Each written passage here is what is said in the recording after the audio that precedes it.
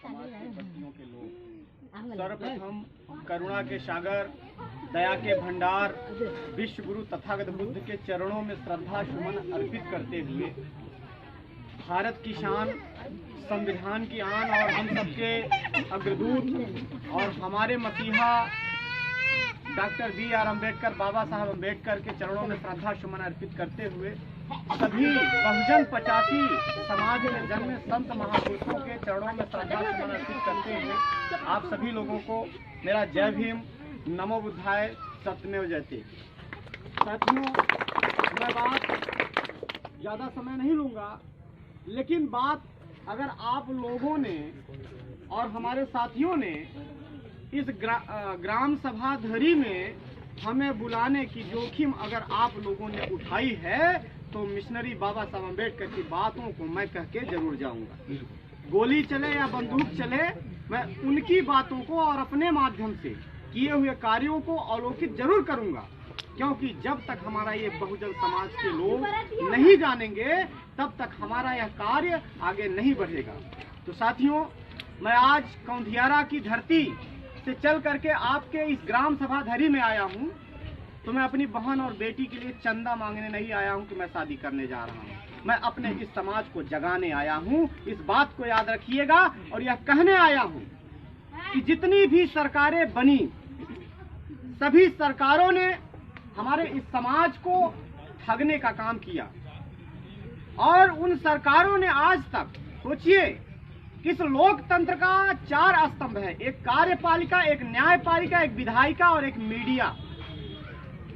किसी ने भी एक मीडिया भी बनाने का काम अपनी सरकारों, अगर अपनी भी सरकार बनी है तो किसी ने एक मीडिया भी बनाने का काम नहीं किया।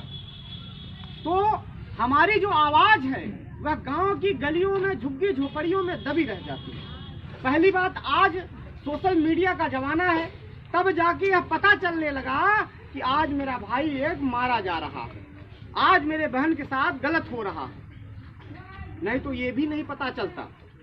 आप सोचिए कि हमारा समाज, पहली बात, अंधविश्वास और पाखंड में एकदम लिप्त हो चुका है। एक तरफ 14 अप्रैल को बाबा साहब अम्बेडकर को याद करता है, 6 दिसंबर को मानवर कांसीराम को याद करता है, 11 अप्रैल को बाबा ज्योतिबा राव फूले को याद करता है, 3 जनवरी को सावित्रीबाई फूले को याद करता है, और वही समाज याद करने वाला, वही मूवमेंट की बात करने वाले लोग हनुमान जी के भंडारा और निशाना ले जाते हैं दूसरे दिन। बताइए, ये समाज की जन जागृति कहाँ जा रही है?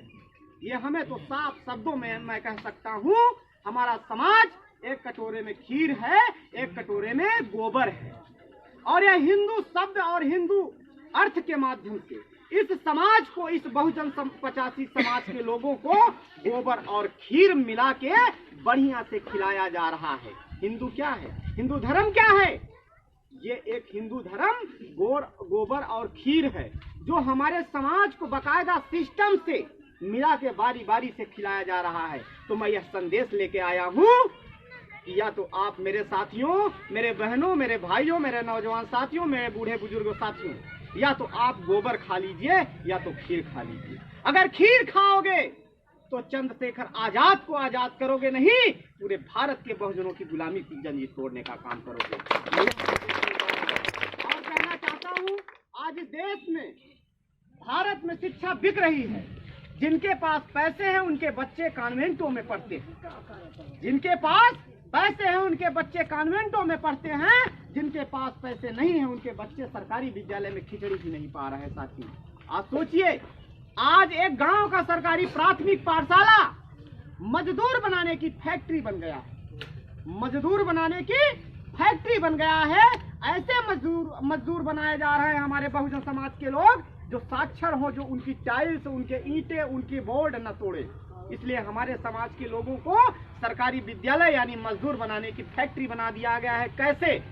अब सोचिए, वहाँ का जो मास्टर है, वहाँ का जो अध्यापक है, 50 से 60 हजार रुपए हर महीने कमाता है। उस कमाई के माध्यम से अपने बच्चे को कहाँ पढ़ाता है और उसको तनख्वाह देता कौन है? हम और आप देते हैं। अगर 10 रुपए का लाइफ बॉय खरीदता हूँ तो 5 रुपए सरकार को टैक्स देता हूँ।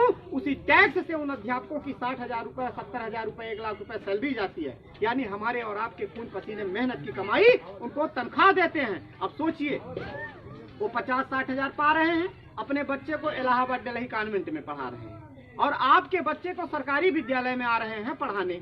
अब सोचिए, हमारे बच्चे को पढ़ते पढ़ते 18 साल 20 साल हो गया, गांव से निकला बेचारा, और उनका बच्चा 18 साल 20 साल पढ़ते पढ़ते कॉन्वेंट विद्यालय से डॉक्टर, इंजीनियर, IAS, PCS बन गया। आपका बच्चा पढ़ लिख कर 18-20 साल होते होते गांव के सरकारी प्राथमिक पाठशाला से क्या हो गया? साक्षर मजदूर। अब मास्टर साहब का बच्चा इलाहाबाद दिल्ली कॉन्वेंट में पढ़ करके जब इंजीनियर बन गया, IAS बन गया, PCS बन गया, तो क्या लिया? इलाहाबाद में नैनी में प्लाट।